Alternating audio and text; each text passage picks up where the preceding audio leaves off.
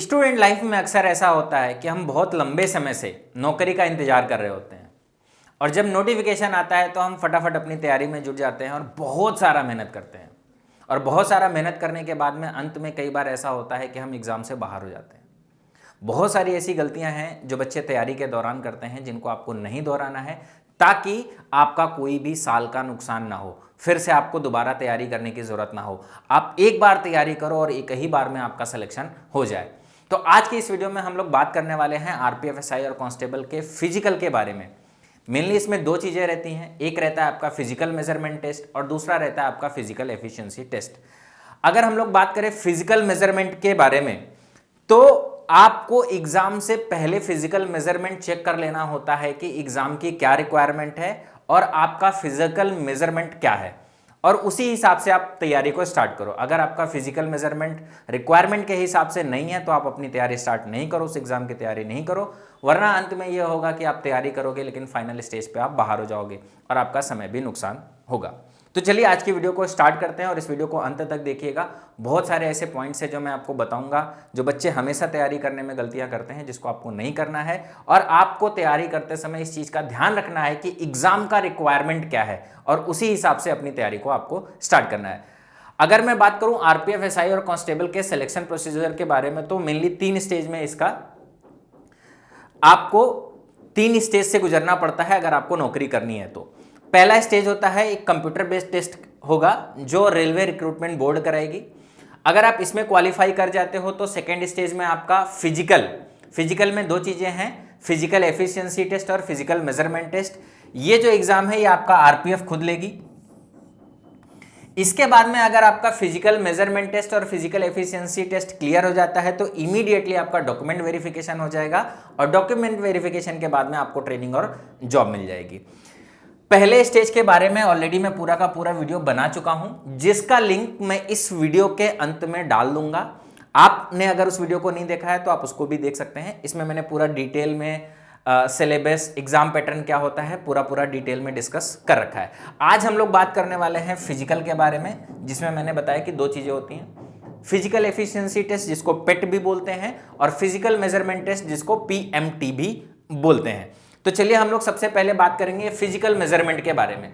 अगर आप RPF SI और कांस्टेबल की तैयारी कर रहे हो तो आपका फिजिकल मेजरमेंट क्या है यह आपको अभी मालूम होना चाहिए तैयारी करने से पहले, ताकि जो भी मिनिमम रिक्वायरमेंट है अगर आप वो क्वालिफाई करते हो, आपका अगर फिजिकल उसके बराबर है तभी आप तैयारी करो, वरना तैयारी का आपको कोई भी फायदा नहीं मिलने वाला है। तो अगर हम लोग बात करें तो यहाँ पे सारा का सारा है कैटेगरी वाइज, मेल फीमेल और सब कुछ यहाँ पे दिया हुआ है। ठीक है, 2 चीजों की रिक्वायरमेंट रहती है, पहला आपकी हाइट और दूसरा आपका चेस्ट। अगर मेल के लिए बात करें तो हाइट और चेस्ट दोनों कंसीडर किया जाता है और फीमेल के लिए बात करें तो सिर्फ हाइट कंसीडर किया जाता है। जनरल के लिए अगर हम लोग बात करें तो हाइट की बात करें तो मेल के लिए अगर आपकी हाइट 165 सेंटीमीटर से ज्यादा है तभी आप इस एग्जाम की तैयारी करें, अन्यथा ना करें। अगर फीमेल हो तो 157, अगर इससे ज्यादा है तभी आप तैयारी करो। अगर आप SC ST कैटेगरी में आते हो तो थोड़ा सा आपको छूट मिलेगा। अगर हाइट मेल हो 160 सेंटीमीटर है तो भी आप तैयारी कर सकते हो या इससे अधिक होनी चाहिए। अगर आप गर्ल हो तो 152 या इससे अधिक होनी चाहिए तो आप तैयारी कर सकते हो। कुछ स्पेशल ऐसे लोग हैं जिनके लिए ये जो हमारी हाइट है इसमें आपको थोड़ा सा छूट मिल जाता है। हो सकता है इस वजह से इनको छूट मिल जाती है क्योंकि ये जिस भी इलाके में रहते हैं वहां पे हाइट जनरली लोगों की कम रहती है। तो घरवालीस, गोरखास, मराठास, दोगरास, इन लोगों की जो हाइट है वो थोड़ी सी मतलब इसमें छूट है। 163 सेंटीमीटर से अगर आप अधिक हो तो आप इस एग्जाम के लिए एलिजिबल हो, और अगर फीमेल में हो, गर्ल हो, तो आपका 155 सेंटीमीटर से अगर अधिक हो तो आप इस एग्जाम की तैयारी कर सकते हो। ये एलिजिबिलिटी है, अगर इससे ऊपर है तभी आपको एग्जाम की तैयारी करनी चाहिए। अगर हम लोग चेस्ट की बात करें, चेस्ट में मैंने बताया सिर्फ मेल के लिए कंसीडर किया जाता है, फीमेल के लिए कोई भी कंसीडरेशन नहीं है। अगर इसमें 2 तरीके से चेस्ट आपका मेजर किया जाता है, एक तो आपका नॉर्मल कंसीडर में मेजर किया जाता है, दूसरा आपको ऐसे फुला के। तो दोनों का मेजरमेंट आपका पूरा होना चाहिए। एक इसको बोलते हैं एक्सपेंडेड और एक बोलते हैं अनएक्सपेंडेड। मतलब नॉर्मल कंडीशन में भी आपका मेजर किया जाएगा और फुला के भी मेजर किया जाएगा, और दोनों के बीच का डिफरेंस भी बड़ा ध्यान रखा जाता है, 5 सेंटीमीटर। तो अगर हम लोग बात करें जो मेल के लिए बिना फुलाए हुए जनरल और ओबीसी कैटेगरी के लिए चेस्ट होना चाहिए, वो होना चाहिए 80 सेंटीमीटर, और फुला के 85 सेंटीमीटर। कितना बढ़ रहा है अगर आप ध्यान से देखोगे तो 5 सेंटीमीटर, मतलब कम से कम इतना बढ़ना ही चाहिए। इससे ज्यादा होगा चलेगा, लेकिन 5 सेंटीमीटर से कम नहीं बढ़ना चाहिए। यह भी चीज का आपको ध्यान में रखना है।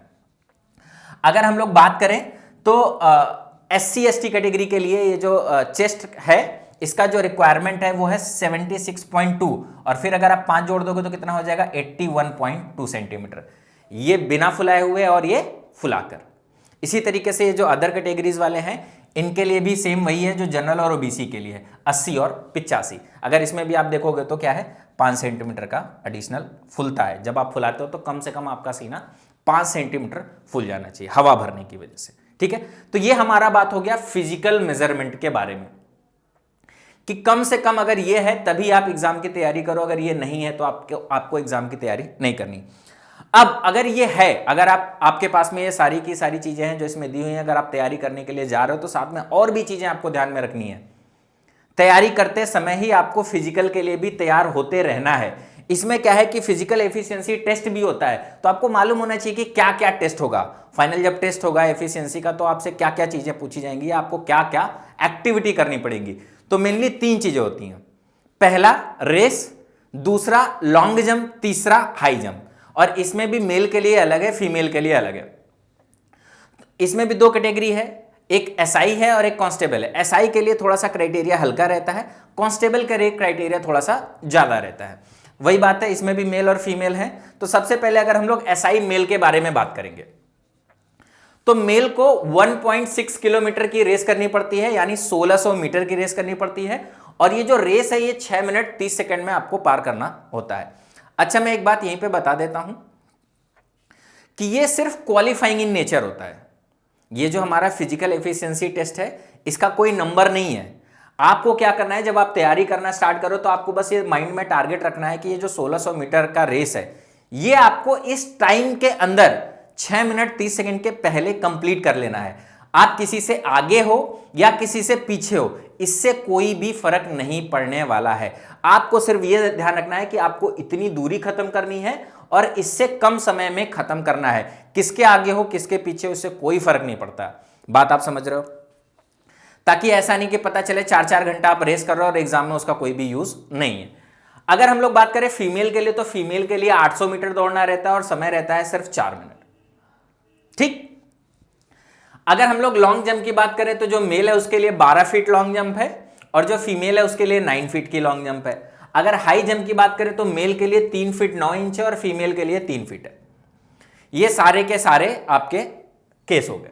इसी तरीके से अगर हम कांस्टेबल मेल की बात करेंगे तो इनको यही रेस 1600 मीटर की रेस को 5 मिनट 45 सेकंड में खत्म करना होता है। देखो एसआई के लिए 6 मिनट 30 सेकंड मिला है, लेकिन कांस्टेबल के लिए सिर्फ 5 मिनट 45 सेकंड मिला है। मतलब कांस्टेबल वाले को ज्यादा मेहनत करनी है। तो आपको मालूम होना चाहिए कि अगर आप कांस्टेबल की तैयारी कर रहे हो तो आपको रेस में इतने समय के अंदर ही इतनी दूरी आपको दौड़ लेनी है। ठीक है, कांस्टेबल में अगर फीमेल की बात करें तो 800 मीटर की रेस है और 3 मिनट 40 सेकंड में आपको यह रेस दौड़नी है। लॉन्ग जंप की बात करें तो कांस्टेबल के लिए जो मेल कैटेगरी है उसको आपको 14 फीट का लॉन्ग जंप रखना है। लॉन्ग जंप 14 फीट का होना चाहिए। फीमेल के लिए 9 फीट का होना चाहिए। हाई जंप की बात करें तो कांस्टेबल के लिए 4 फीट मेल और फीमेल की बात करें तो 3 फीट। ये आपका एफिशिएंसी टेस्ट है। ये जब होगा तो आपको ये सिर्फ क्वालिफाई करना है। मैंने आपको बताया कि ये सारी चीजें आपको 12 फीट का लंबा जंप मार देना है। आप 12.5 मारते हो, 13 मारते हो, 14 मारते हो, 15 मारते हो, कोई फर्क नहीं पड़ेगा। हाई जंप में 3 फीट 9 इंच पे रहेगा लाइन। अगर आप उसको पार कर जाते हो तो डजन मैटर, 4 फीट पे गए, 5 फीट पे गए, 6 फीट पे गए, कोई फर्क नहीं पड़ता। बस ये आपका पार हो जाना चाहिए। इसका कोई भी नंबर नहीं मिलता है, बस आपको इसमें क्वालिफाई करना होता है। जो भी नंबर मिलता है वो आपके सीबीटी के हिसाब से ही आपकी मेरिट बनती है। ठीक है, अगर हम लोग आगे बात करें तो बहुत सारे ऐसे पॉइंट हैं जो आपको समझना है। बहुत सारे एक कैटेगरी ऐसी है जिनका फिजिकल नहीं होता लेकिन उनको फिजिकल एफिशिएंसी टेस्ट नहीं होता लेकिन मेजरमेंट से गुजरना पड़ता है। वो है एक्स सर्विसमैन। अगर पहले से कोई ऐसा है जो सर्विसमैन है, पहले से ही फोर्स में है, तो उनके लिए क्या है कि फिजिकल एफिशिएंसी टेस्ट नहीं होगा लेकिन मेजरमेंट टेस्ट जरूर होगा कि मिनिमम जो मेजरमेंट है वो आप क्वालिफाई कर रहे हो कि नहीं इस एग्जाम के लिए। ठीक है, पीएमटी होगा इनके लिए। अगर हम बात करें रेस में, मतलब हमारे पास में 3 चीजें हैं, एक हमारा रेस हो गया, एक लॉन्ग जंप हो गया, एक हाई जंप हो गया। रेस में सिर्फ आपको एक चांस मिलेगा, मतलब अगर आप पहले चांस में फेल हो गए तो दोबारा आपको मौका नहीं मिलेगा। तो आपको पहले से अपनी प्रैक्टिस करके रखनी है इस तरीके से कि जब भी आपको रेस का मौका मिले तो एक ही बार में उसको क्लियर कर जाओ।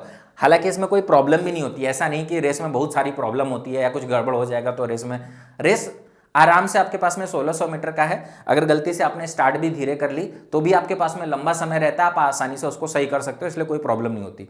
तो इसका हेडेक लेने की जरूरत नहीं कि एक चांस मिलता है, एक चांस इनफ रहता है, सफिशिएंट रहता है। लॉन्ग जंप और हाई जंप में क्या है कि कई बार स्टार्ट अगर गलत हो गया तो प्रॉब्लम हो जाता है। तो लॉन्ग जंप और हाई जंप में आपको 2-2 चांस मिलेंगे, लेकिन आपको कोशिश करना है कि पहले ही चांस में आपका क्लियर हो जाए। अगर बाय द वे पहले चांस में क्लियर नहीं होता तो फिर से आपको एक चांस मिलेगा। तो रेस में एक चांस और लॉन्ग जंप और हाई जंप के लिए 2 चांस मिलेंगे, ठीक है। आपको याद रखना है और दिमाग में बना के रखना है कि जब भी आप सीबीटी दोगे, अगर सीबीटी आपका क्वालिफाई होगा और फिजिकल के लिए जाओगे तो सबसे पहले आपकी रेस होगी, सबसे पहले आपको दौड़ा लिया जाएगा, उसके बाद आपका मेजरमेंट लिया जाएगा। मतलब अगर आपने एग्जाम का फॉर्म भर रखा है, आपने तैयारी कर रखी है, तो वो मान के चलते हैं कि आपकी फिजिकल मेजरमेंट वो है जो हमको चाहिए, शंका नहीं करते, तो पहले आपको दौड़ा लेते हैं और जब दौड़ा के आप थक जाओगे तब फिर वो आपका फिजिकल मेजरमेंट लेंगे। फिजिकल मेजरमेंट में पहले वो हाइट नापेंगे आपकी। अगर हाइट आपकी उतनी है जितनी एग्जाम में चाहिए तो आपको चेस्ट का मेजरमेंट होगा। अगर हाइट उतनी नहीं है तो वो चेस्ट का मेजरमेंट भी नहीं लेंगे और आपको बाहर कर देंगे। अगर आप चेस्ट में फेल हो गए तो उसके बाद आपको बाहर कर देंगे। कहने का मतलब यह है कि फिजिकल मेजरमेंट में हाइट पहले नापेंगे, फिर चेस्ट नापेंगे, दोनों में क्लियर हो गए तब फिर आपका लॉन्ग जंप और हाई जंप होगा, ठीक है। तो ये आपका फिजिकल का प्रोसेस हो गया कि सबसे पहले रेस होगी, फिर मेजरमेंट होगा, फिर लॉन्ग जंप होगा, फिर हाई जंप होगा। पहले ही मैंने आपको बता दिया कि जो पेट और पीएमटी है ये क्वालिफाइंग होता है, इसके नंबर नहीं जोड़ते हैं। जो भी आपकी मेरिट बनेगी वो आपके सीबीटी के बेस पे बनेगी। तो उम्मीद करता हूं कि ये वीडियो में फिजिकल से रिलेटेड जितना भी इंफॉर्मेशन चाहिए होता है एग्जाम से तैयारी से पहले वो सारा का सारा आपको मिल गया और आपको ये भी माइंड में आ जाएगा कि अच्छा ठीक है, मैं तो ये सोच रहा था, अगर मेरे को ये बात नहीं मालूम चलती तो मैं ऐसी गलती मैं भी कर देता। उम्मीद करता हूं कि आप बात समझ गए होंगे और आप वो गलती नहीं करेंगे जो दूसरे बच्चे करते हैं। माइंड में सारी चीजों को ध्यान में रख के चलेंगे और अच्छे से अपनी तैयारी को अंजाम देंगे। अगर ये वीडियो में दिया हुआ इंफॉर्मेशन आपको अच्छा लगे तो वीडियो को लाइक कर दीजिएगा। अगर इस तरीके का आरपीएफ, एसआई, कांस्टेबल या रेलवे के किसी एग्जाम से रिलेटेड जो भी अपडेट्स हैं उनको जानने के लिए चैनल को सब्सक्राइब कर लीजिए। मैं बहुत सारे वीडियोस बनाता रहूंगा related to information, suggestion, guidance, जिससे आप क्या है अपनी तैयारी को बहुत अच्छे से कर पाओगे, ठीक है। अगर कोई सजेशन है या कोई इंफॉर्मेशन ऐसा है जो आप हमसे चाहते हो आरपीएफ, एसआई और कांस्टेबल के एग्जाम से रिलेटेड या किसी अन्य रेलवे एग्जाम से रिलेटेड, तो भी आप कमेंट करके मेरे से पूछ सकते हो। मैं उस टॉपिक पे भी आपके लिए वीडियो बना दूंगा।